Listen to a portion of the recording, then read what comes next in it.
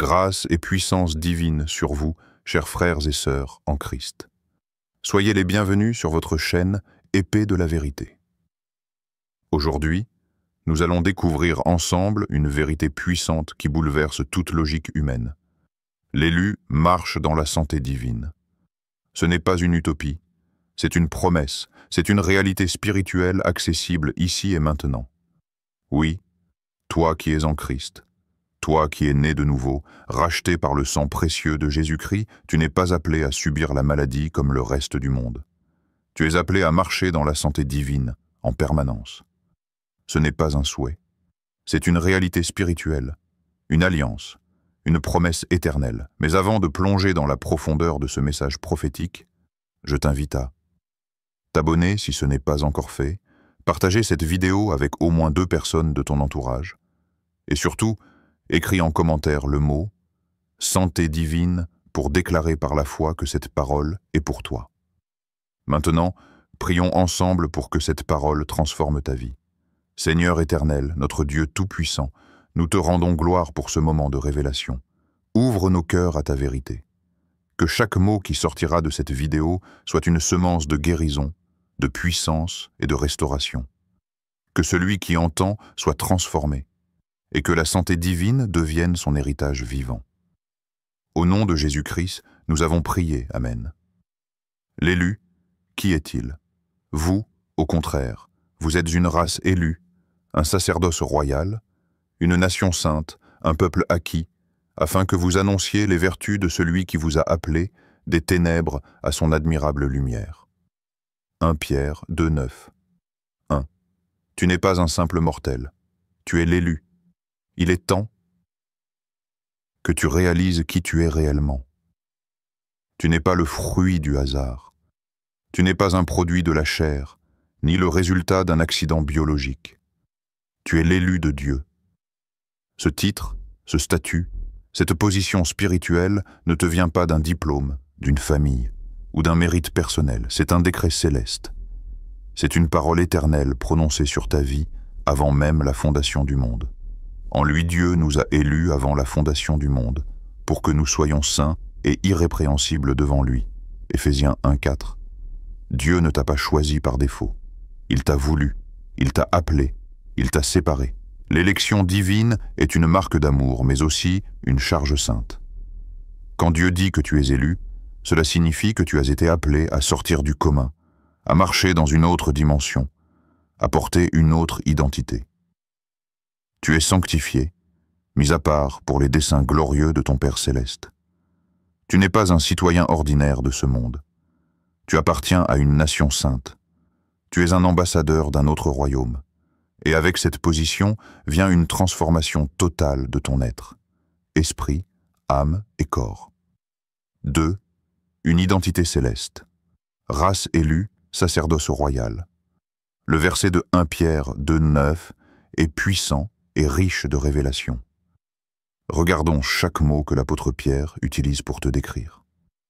Race élue, cela signifie que tu fais partie d'un peuple né non de la chair, ni du sang, mais de l'esprit.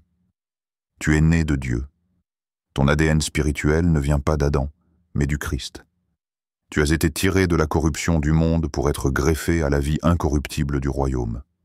C'est une nouvelle lignée, une nouvelle race.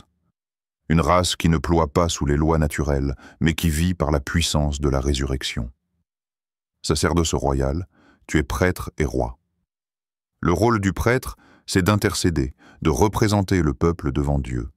Le rôle du roi, c'est de régner, de dominer, de décréter. En tant qu'élu, tu fais les deux. Tu es à la fois adorateur et autorité. Tu pries, mais tu gouvernes aussi. Tu te tiens dans la présence de Dieu, mais tu marches aussi avec l'autorité du Christ sur la terre. Tu n'es pas dominé, tu domines. Nation sainte, tu n'es pas seul. Tu fais partie d'un peuple mis à part, d'un corps mystique, une armée spirituelle. Cette nation sainte n'a pas de frontières visibles, mais elle est réelle. Elle est composée de ceux qui ont été lavés par le sang de l'agneau.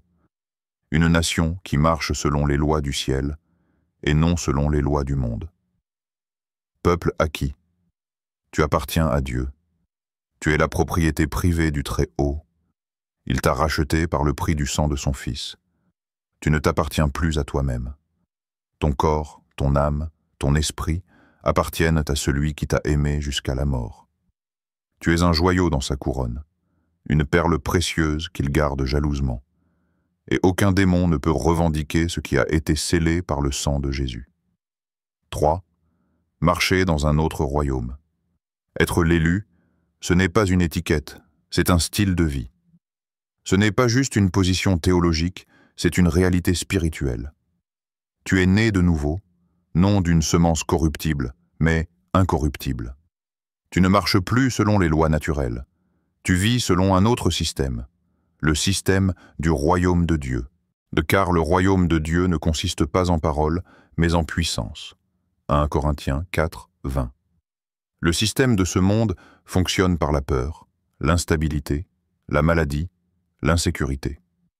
Le système du royaume fonctionne par la foi, la paix, la guérison, la justice, la joie du Saint-Esprit. Tu es désormais citoyen d'un royaume inébranlable.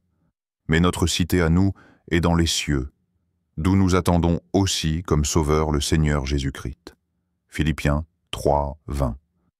Cela signifie que ce qui touche le monde ne te touche plus de la même manière. Tu n'es pas immunisé contre les épreuves, mais tu es caché en Christ. Tu es à part. Tu es couvert. Tu vis dans un lieu spirituel élevé, au-dessus des circonstances naturelles. 4. Le système de l'élu ne tolère pas la maladie. Voici une vérité que beaucoup de chrétiens ont du mal à accepter. Le royaume de Dieu ne tolère pas la maladie. Dans le monde, la maladie est normale. Elle fait partie du cycle de la vie. On la soigne, on la gère, on l'accepte. Mais dans le royaume, la maladie est une anomalie. Pourquoi? Parce qu'elle est le fruit de la chute. Elle est entrée dans le monde avec le péché. Avant la chute d'Adam, il n'y avait ni maladie, ni mort, ni douleur. Tout cela est venu comme une conséquence directe de la désobéissance. Et c'est pourquoi, comme par un seul homme, le péché est entré dans le monde, et par le péché la mort. Et qu'ainsi la mort s'est étendue sur tous les hommes. Romains 5, 12. Mais Jésus est venu renverser les effets de la chute.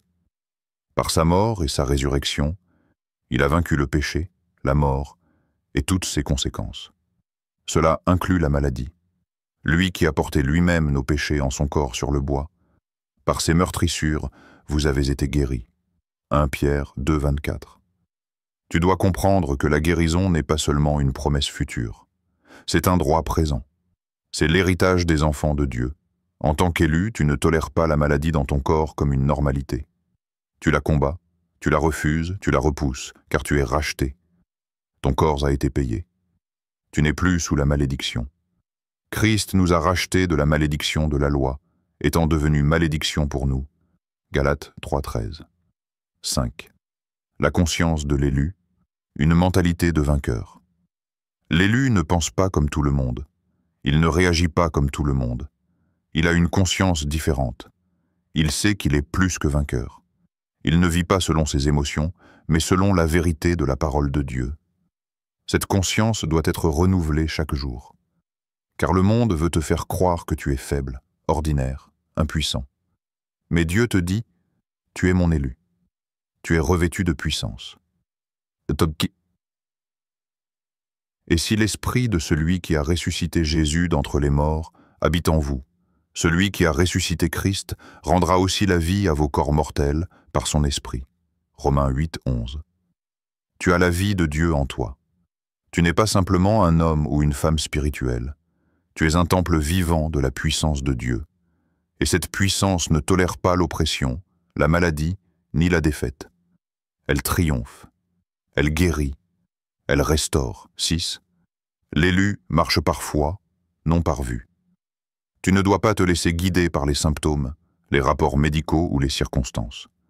L'élu marche par la foi, non par la vue. Le juste vivra par la foi. Hébreux 10, 38. Même si ton corps ressent une douleur, tu déclares « Par ces meurtrissures, je suis guéri ». Même si les médecins t'annoncent un diagnostic, tu réponds « Je suis citoyen du royaume ». La maladie n'a pas de droit légal sur mon corps. Tu dois parler comme un élu, penser comme un élu, marcher comme un élu. La foi n'est pas de l'aveuglement. C'est voir au-delà du visible. C'est s'aligner avec ce que Dieu dit, même quand tout semble contredire sa parole. Et Dieu dit que tu es déjà guéri. 7. Appelé à manifester les vertus de Dieu, 1 Pierre 2,9, nous dit que nous sommes élus, afin que vous annonciez les vertus de celui qui vous a appelé des ténèbres à son admirable lumière. Cela signifie que ta guérison, ta santé, ta vie de victoire sont là pour témoigner de la grandeur de Dieu. L'élu ne vit pas seulement pour lui-même. Il est un miroir de la gloire de Dieu. Quand tu marches dans la santé divine, tu manifestes que ton Dieu est un Dieu de vie. Quand tu refuses la maladie, tu proclames que la croix a une puissance réelle. Ton élection est un appel à révéler Jésus au monde, non pas seulement par des mots, mais par une vie transfigurée. Une vie qui démontre que le royaume est réel, présent et puissant. Reprends ta place d'élu aujourd'hui, reprends conscience de ta véritable identité. Tu n'es pas un simple croyant, tu es un élu. Tu es un sacerdoce royal, un représentant de Dieu sur la terre. Ne vis plus au-dessous de ton héritage. Refuse ce que le monde te propose. La peur, la maladie, la fatalité. Choisis de croire ce que ton Père t'a déjà donné. La vie abondante, la paix divine, la santé spirituelle et physique. Déclare-le chaque jour. Je suis un élu, je suis un sacerdoce royal, je suis une nation sainte, je suis un peuple acquis, je suis guéri, libéré, béni, victorieux. Je marche dans un autre royaume. Je vis selon un autre système. Et dans ce système, la maladie n'a aucun droit sur moi. La santé divine. Dans la Bible, 1. L'Ancienne Alliance, une ombre de la guérison à venir. Exode 15, 26. Car je suis l'Éternel qui te guérit. Dès les premières pages de la révélation divine à l'humanité, Dieu a voulu se faire connaître non seulement comme le Créateur, le Tout-Puissant, le Juge, mais aussi comme le Guérisseur. Le nom Jéhovah Rapha signifie littéralement « l'Éternel qui te guérit ». Il ne s'agit pas simplement d'une capacité divine occasionnelle, mais d'une part intrinsèque de son identité. Dieu ne fait pas que guérir, il est le Dieu qui guérit. Cette révélation dans Exode 15, 26 est donnée après que les Israélites aient quitté l'Égypte et traversé la mer Rouge. Dieu les conduit dans un désert sec et à Mara, ils rencontrent de l'eau amère. Par un miracle, Dieu transforme cette eau amère en eau douce.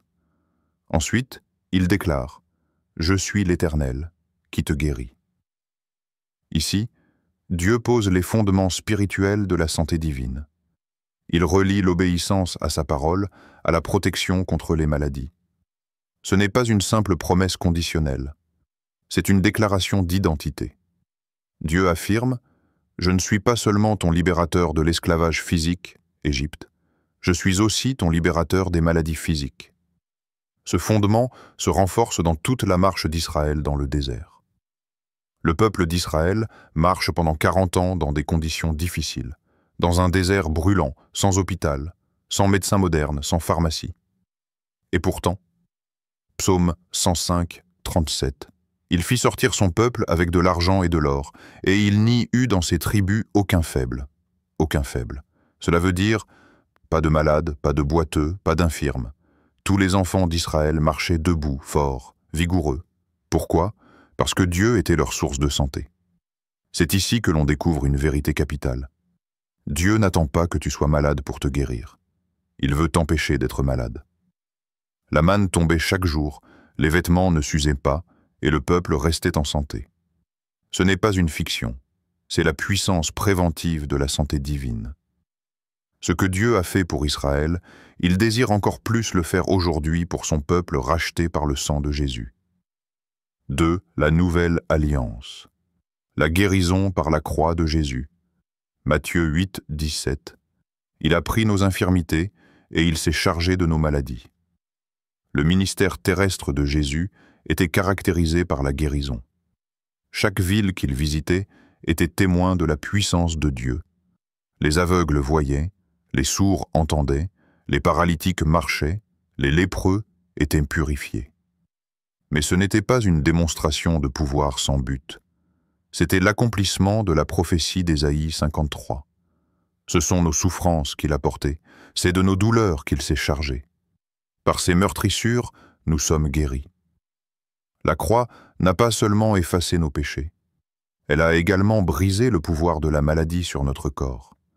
Jésus n'a pas seulement porté nos fautes, il a aussi porté nos infirmités. Il les a prises sur lui. 1 Pierre 2, 24. Par ses meurtrissures, vous avez été guéris. Note bien, Pierre parle au passé. Vous avez été guéris. Cela signifie que la guérison n'est pas un événement futur incertain. C'est une réalité accomplie dans le monde spirituel, rendue accessible par la foi. La même foi qui t'a sauvé du péché est la foi qui te guérit de la maladie. Dans la Nouvelle Alliance, Dieu n'est pas seulement Jéhovah Rapha. Il est devenu notre guérison incarnée en Jésus-Christ. 3. La santé divine est un droit hérité. Tu ne mendies pas ta guérison. Tu ne supplies pas Dieu comme un esclave affamé. Tu es un enfant de Dieu, héritier avec Christ. Romains 8:17. Or, si nous sommes enfants, nous sommes aussi héritiers, héritiers de Dieu et co-héritiers de Christ. Quel est l'héritage de Christ? La plénitude de la vie, y compris la santé divine. Ce droit d'héritier te donne l'autorité de rejeter la maladie. Tu n'acceptes pas ce que le monde appelle « normal ». Les maux chroniques, les douleurs récurrentes, les diagnostics accablants, ce ne sont pas ta portion. Ton identité est définie par la parole, pas par les symptômes. 4.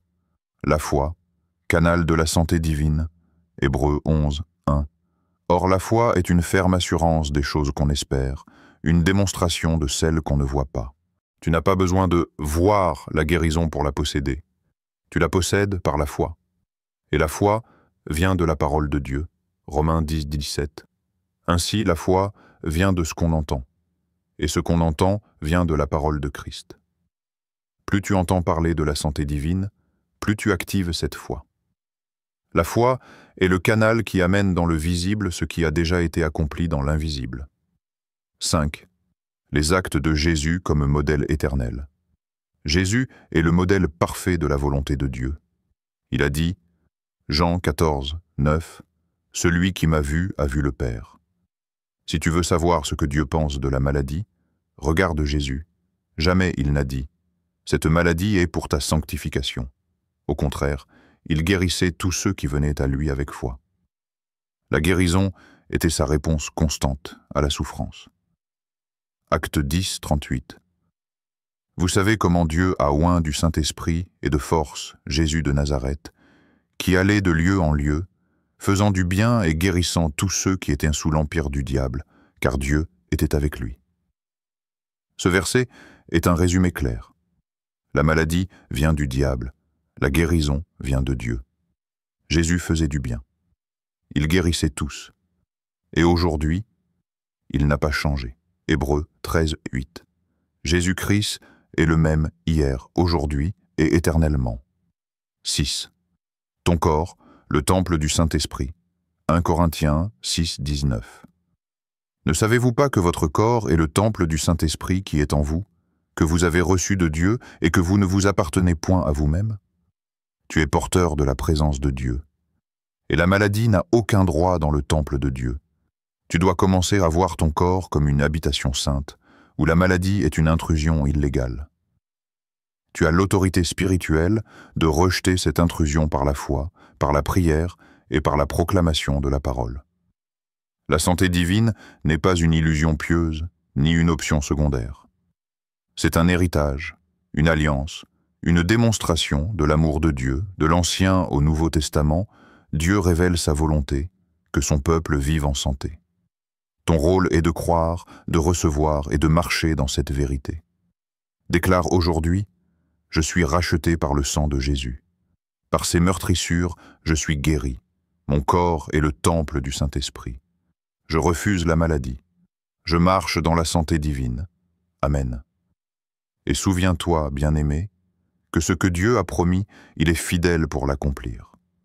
Tiens-toi sur sa parole et vois sa gloire éclater dans ta vie. Bien-aimé, je souhaite que tu prospères à tous égards et sois en bonne santé, comme prospère l'état de ton âme. 3 Jean 1:2.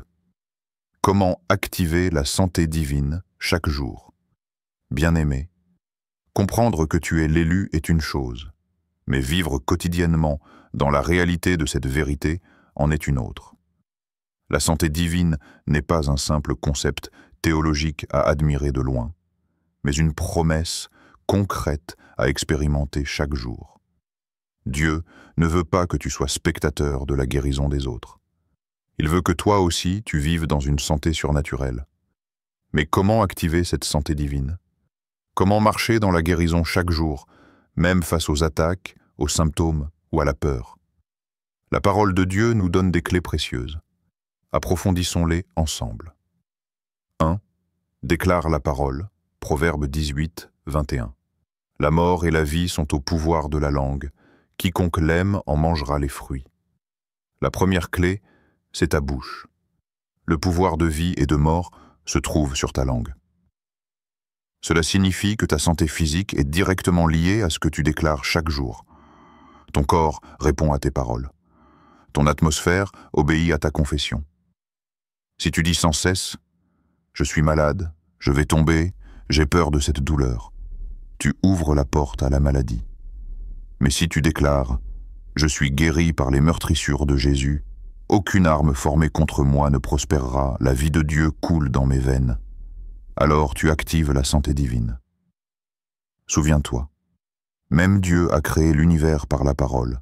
Il a dit « Que la lumière soit », et la lumière fut. Toi aussi, crée un environnement de santé autour de toi en parlant la vie. Médite les versets de guérison, répète-les à haute voix, proclame-les sur ton corps, tes organes, ton système immunitaire. Ne laisse jamais une journée passer sans avoir libéré la parole de Dieu dans l'atmosphère. Exemple de déclaration puissante à proclamer chaque jour. Je suis un enfant de Dieu, sanctifié et mis à part. Le même esprit qui a ressuscité Christ d'entre les morts vivifie mon corps mortel. Romains 8, 11. Je ne mourrai pas, je vivrai, et je raconterai les œuvres de l'Éternel. Psaume 118, 17. La maladie ne fera pas sa demeure dans mon corps. Je suis le temple du Saint-Esprit. Aucune impureté ne peut subsister en moi. Chaque mot que tu prononces construit ta réalité. Active la santé divine par des paroles remplies de foi. 2. Prie en langue. 1 Corinthiens 14, 4. Celui qui parle en langue s'édifie lui-même. La prière en langue est un outil surnaturel extraordinaire que Dieu a donné à l'élu.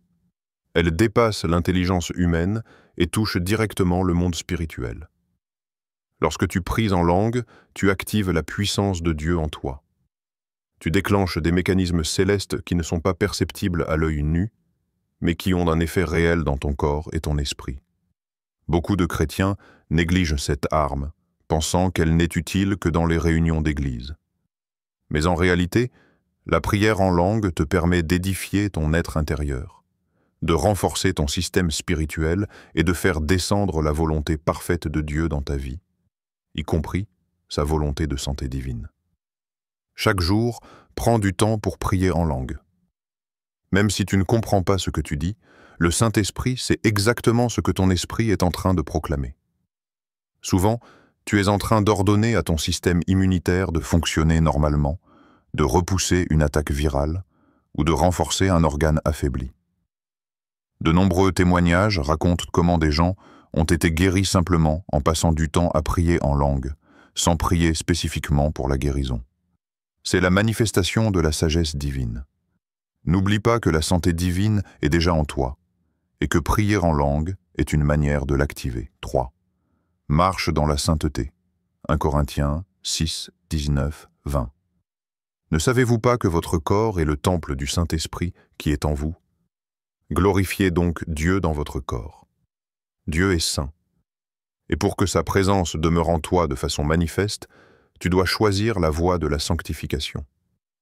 La sainteté n'est pas une option pour les chrétiens plus spirituels. Elle est la condition normale de l'élu. Pourquoi est-ce si important pour la santé divine? Parce que le péché ouvre la porte à la maladie. Lorsque tu marches dans l'impureté, la désobéissance, le ressentiment ou l'amertume, tu crées des brèches spirituelles. Ces brèches sont comme des fissures dans lesquelles l'ennemi s'infiltre pour détruire ton corps. Mais lorsque tu vis dans la crainte de Dieu, dans l'amour, dans la pureté, alors l'onction divine coule librement en toi. Ton corps devient un canal pur, un sanctuaire dans lequel la puissance de guérison se manifeste constamment.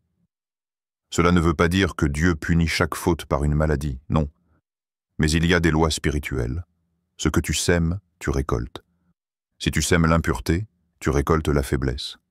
Si tu sèmes la justice, tu récoltes la vie. Choisis donc la sainteté. Confesse rapidement tes fautes.